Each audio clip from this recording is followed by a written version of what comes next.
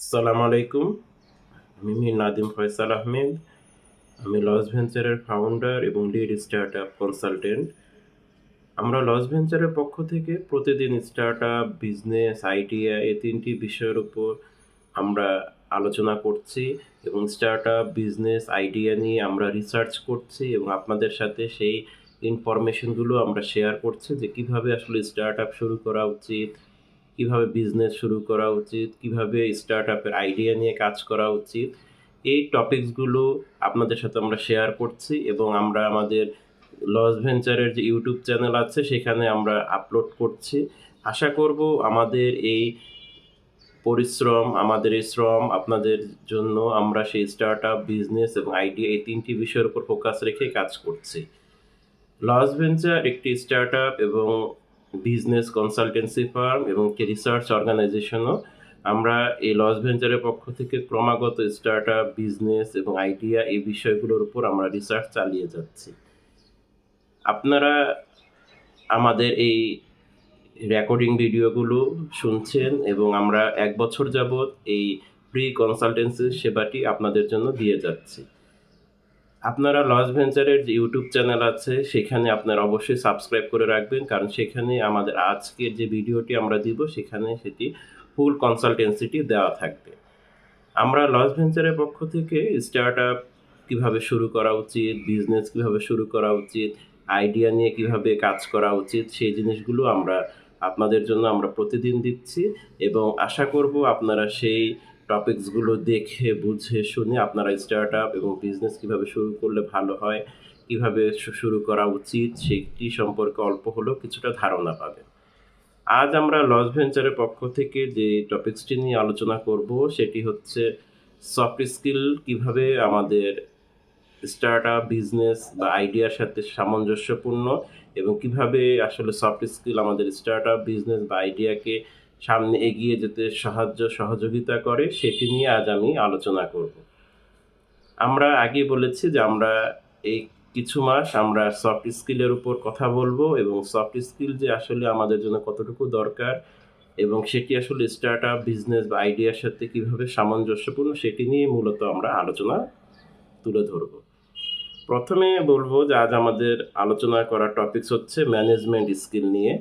Management skill মানে হচ্ছে ব্যবস্থাপনা দক্ষতা। ম্যানেজমেন্ট স্কিলের বাংলা যদি আমরা করি তাহলে সেটি হবে ব্যবস্থাপনা দক্ষতা। এর আগে আমরা ম্যানেজমেন্ট স্কিল নিয়ে একটি আলোচনা করেছি। অবশ্যই সেই ভিডিওটি আমাদের লস ভেঞ্চারের ইউটিউব চ্যানেলে দেওয়া আছে। সেই ভিডিওটি অনুগ্রহ করে দেখে নেবেন। ম্যানেজমেন্ট স্কিল ৩টি স্কিলের সমন্বয়ে গঠিত হয়। সেই ৩টি স্কিল হচ্ছে টেকনিক্যাল স্কিল, ইন্টারপার্সোনাল স্কিল এবং কনসেপচুয়াল স্কিল। ৩টি স্কিলের সমন্বয়ে ম্যানেজমেন্ট স্কিলটি গঠিত হয়। টেকনিক্যাল স্কিল, ইন্টারপার্সোনাল স্কিল আরেকটি হচ্ছে কনসেপচুয়াল স্কিল। এই ৩টির সমন্বয়ে এই ম্যানেজমেন্ট স্কিল নামে যে একটি সফট স্কিল আছে সেটি গঠিত হয়ে থাকে। এই ম্যানেজমেন্ট স্কিলের এই ৩টি বিভাগের সমন্বয়ে এই ম্যানেজমেন্ট স্কিলটি গঠিত হয়ে থাকে। আজ আমরা আলোচনা করব ইন্টারপার্সোনাল স্কিল কীভাবে আমাদের স্টার্টআপ বা বিজনেস বা আইডিয়ার সাথে সামঞ্জস্যপূর্ণ বা প্রমোট করতে পারে সেটি নিয়ে আমি আলোচনা করব। এই ইন্টারপার্সোনাল স্কিল বলতে আবার আমরা কি বুঝি? Team work, leadership, responsibility, motivation, active listening, flexibility. এই ৬টি আমরা বুঝি। আরও ২-৩টি আছে কিন্তু সেই ২-৩টি আসলে আমাদের স্টার্টআপ বা বিজনেসের সাথে যায় না বা আসলে সেগুলো আমাদের স্টার্টআপ বা বিজনেসকে প্রমোট করে না। এজন্য সেই বাকিগুলো নিয়ে আমি আলোচনা করলাম না। তা ইন্টারপার্সোনাল স্কিল বলতে আমরা কি বুঝি বা কি শিখি? একটি হচ্ছে টিম ওয়ার্ক, একটি হচ্ছে লিডারশিপ, আরেকটি হচ্ছে অ্যাক্টিভ লিসেনিং, আরেকটি হচ্ছে মোটিভেশন, তারপরেরটা হচ্ছে ফ্লেক্সিবিলিটি। স্টার্টআপের ক্ষেত্রে টিম ওয়ার্ক খুব গুরুত্বপূর্ণ একটি জিনিস। কেন টিম ওয়ার্ক গুরুত্বপূর্ণ জিনিস? কারণ অনেকে দেখবেন যে স্টার্টআপ গড়ে তুলে ফাউন্ডার, ডিরেক্টর ইত্যাদির সমন্বয়ে তিনি স্টার্টআপ গড়ে তোলেন। সেখানে টিম ওয়ার্কটা খুব গুরুত্বপূর্ণ, যে আপনি আসলে টিমের মাধ্যমে আপনি আপনার স্টার্টআপের কাজগুলো চালিয়ে যাচ্ছেন, যেখানে প্রতিটি টিম মেম্বার অত্যন্ত ডেডিকেটেড থাকে এবং তারা সেই স্টার্টআপ সম্পর্কে খুবই আগ্রহী থাকে যে হ্যাঁ, এই স্টার্টআপটি বড় করে তুলতে হবে এবং এই স্টার্টআপটি আসলে এস্টাবলিশ করতে হবে, সেজন্য প্রতিটি টিম মেম্বার খুব হার্ড ওয়ার্কিং করে থাকে। এক্ষেত্রে টিম ওয়ার্ক খুব গুরুত্বপূর্ণ। আর ইন্টারপার্সোনাল স্কিল বলতে বোঝায় যে একের অধিক মানুষের সাথে যে ইন্টারেক্ট করা হয় সেটিকেই মূলত ইন্টারপার্সোনাল স্কিল বলা হয়ে থাকে। অবশ্যই টিম ওয়ার্ক, যেহেতু টিমে একের অধিক মানুষ থাকবে, সেখানে অবশ্যই আপনাকে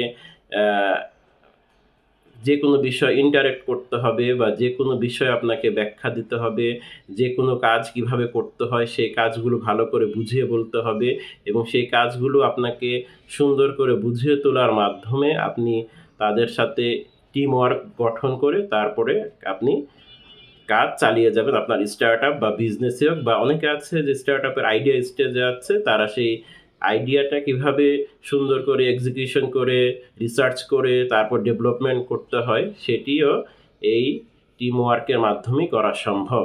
এবং সেখানে অবশ্যই ভালো করে যে কোনো কিছুর ব্যাখ্যা সুন্দরভাবে দিয়ে তারপরে সেটি শুরু করা উচিত। এরপর হচ্ছে লিডারশিপ। লিডারশিপ এখানে খুব গুরুত্বপূর্ণ। আপনার যখন স্টার্টআপ বা বিজনেস বা আইডিয়া স্টেজে থাকুক আপনার স্টার্টআপ, সেখানে অবশ্যই লিডারশিপ অর্থাৎ একজন টিম লিডার অবশ্যই থাকে। সেই টিম লিডারের কাজ কি?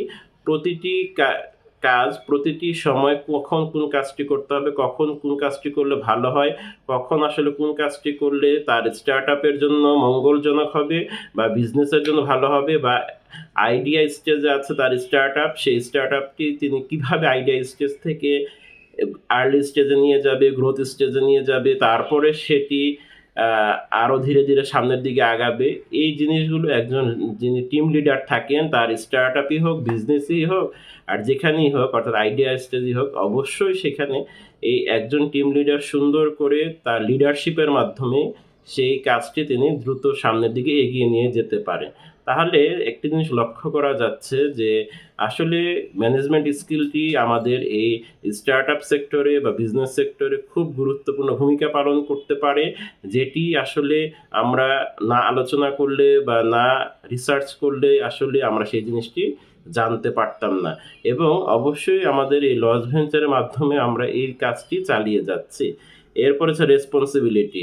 আপনি দেখবেন একটি স্টার্টআপে অনেকগুলো কাজ করতে হয়। স্টার্টআপ কিন্তু মূলত একটি নতুন আইডিয়াকে কেন্দ্র করে গড়ে ওঠে, যেখানে আপনার সম্পূর্ণ নতুন বিজনেস মডেল থাকে, সম্পূর্ণ বিজনেস আইডিয়াটি নতুন থাকে এবং সম্পূর্ণভাবে পুরো কাজটি নতুন থাকে, যার মাধ্যমে যার দরুন আপনি একটি নতুন আইডিয়াকে, নতুন একটি জিনিসকে আপনি এস্টাবলিশ করতে পারেন, যেখানে আইডিয়াটা একেবারেই নতুন থাকে। অ্যাজ এ নিউ ফাউন্ডার হিসেবে আপনি সেই জিনিসটি করতে পারছেন এবং সেখানে যেহেতু ফাউন্ডার, কো-ফাউন্ডার, ডিরেক্টর ইত্যাদি থাকতে পারে আপনার স্টার্টআপ বা বিজনেসে, সেখানে আসলে তাদের মধ্যে কাজগুলো ভাগ করে দেওয়া এবং সে কাজগুলো যথাযথভাবে পালন করা এবং দায়িত্ব নিয়ে সে কাজগুলো করে এগিয়ে যাওয়া, এগুলো সব কিছু আসলে রেসপন্সিবিলিটির ভিতরেই পড়ে থাকে।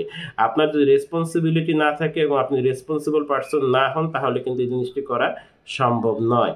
এরপর হচ্ছে মোটিভেশন।